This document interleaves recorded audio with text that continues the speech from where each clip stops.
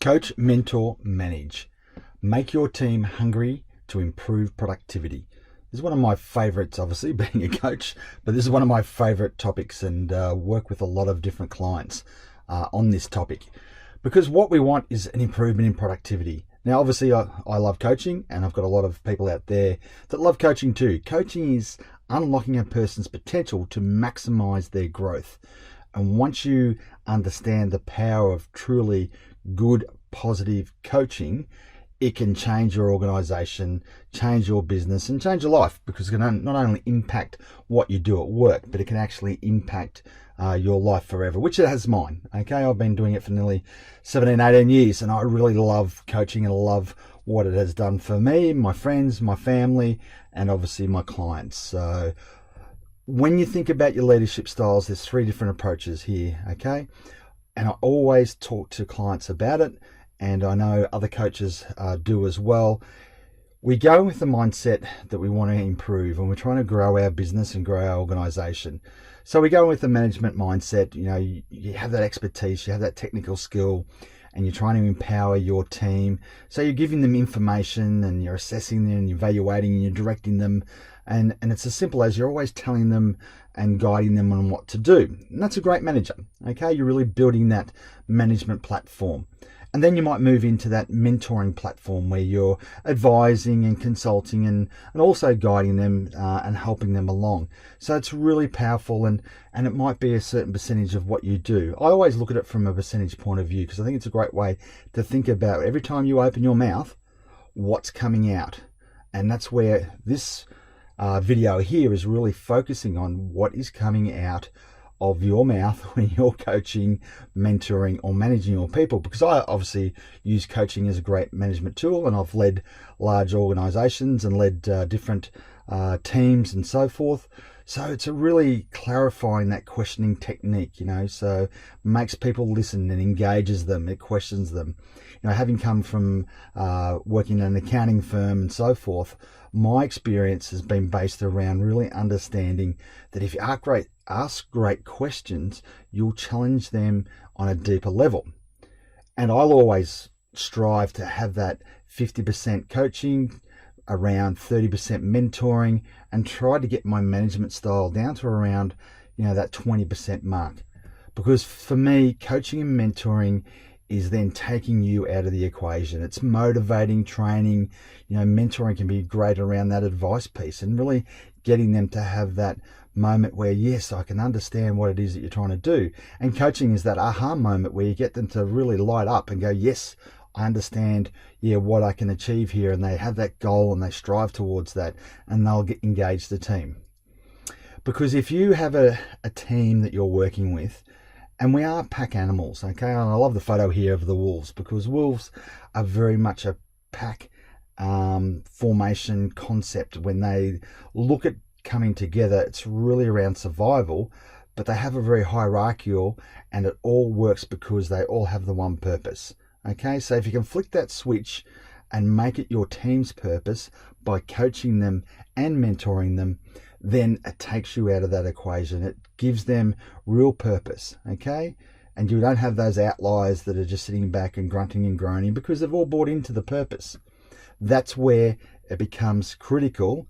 Delegate or die.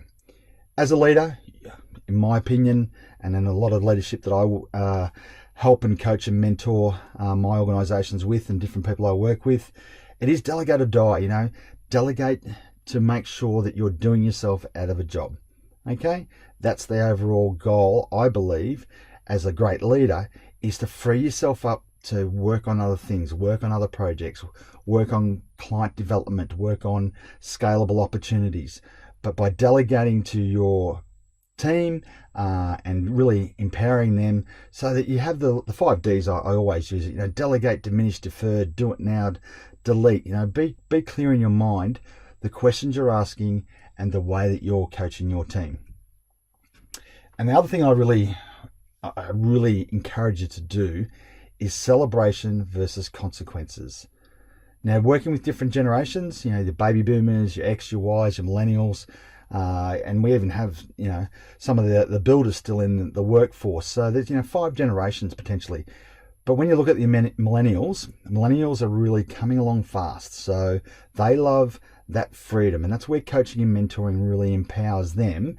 And they love, as the picture is here, they love to party, but they also love the freedom of choice.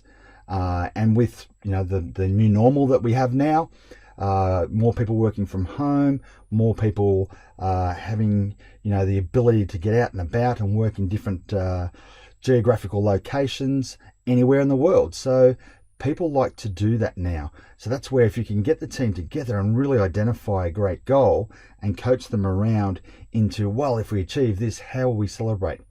And the thing I'll say here is, you must be conscious that people actually aren't motivated by money. They're motivated by a purpose. So if you think about the triple P, okay, and that's profit. Yeah, we've got to have profit in our business to survive, okay, but you've got to have the second one, people. You've got to have great people to generate great profit.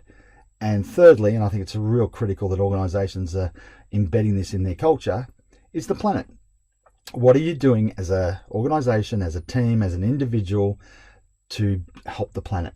And if you can get your team engaged in their thinking, there might be something that we're doing, and the celebration might be to go and do something as a group, plant some trees, Meals on Wheels, do a special event.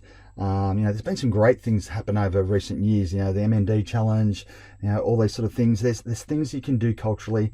And guess what the millennials love doing is, posting it on their Insta and Snapchatting it, and obviously tweeting it. And if you get them engaged, you can really create a movement. So that's a whole different way of looking at it sometimes, but it's a real celebration of success. Now, consequences. There has to be a consequence. The team have to collaborate and work together on what they want to achieve. But what's the consequences of not meeting a deadline? What's the consequences of not achieving the outcome? What's the consequences of not, reaching the full potential of the project, or, putting in a new line, or building a new division, or, going into new markets? What's the consequences? That has a ripple effect, okay? Now, you can have specific consequences. You can base that on salary if you want, and there can be things around that, around salary review processes. But I always think it needs to be something that the team decides on. And I think it's really important that you work with your team around, what are the consequences? What's the effect of us not achieving our goals? Okay, and they can be a whole range of things, but always talk at it from organizational, team, and individual sense. Because people, if you can connect them in the heart and the head and in the gut, you've got them. Okay, you've got them right through the emotional spectrum. Coaching models, obviously there are a few different coaching models around. Grow model is one that I learned a long time ago, and I've stuck to it, and it's the foundation of great coaching to me. It's just the goal, the reality, the options, and the way forward, or the will. Just keep it simple. If you open your mouth, think about what's the first word you're going to use.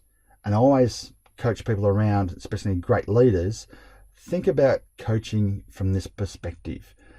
If it starts with a what, that means it's going to be a great potential open question. Okay, what would you like to achieve?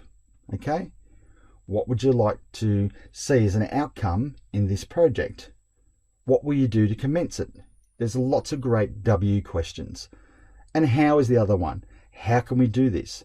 How would you like to achieve it?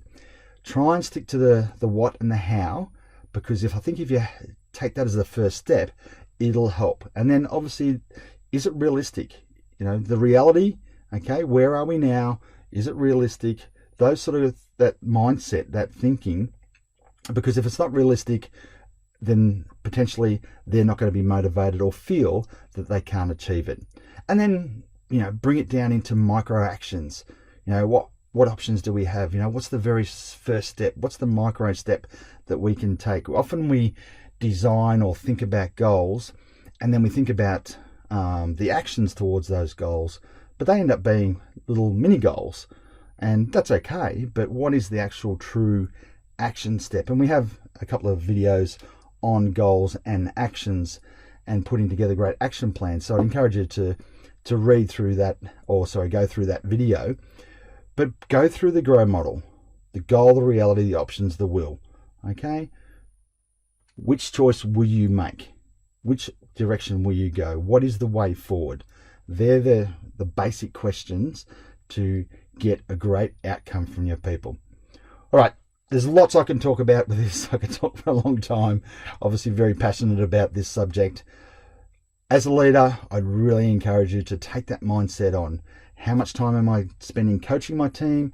How much time am I spending mentoring my team, my people? And how much time am I spending managing my team?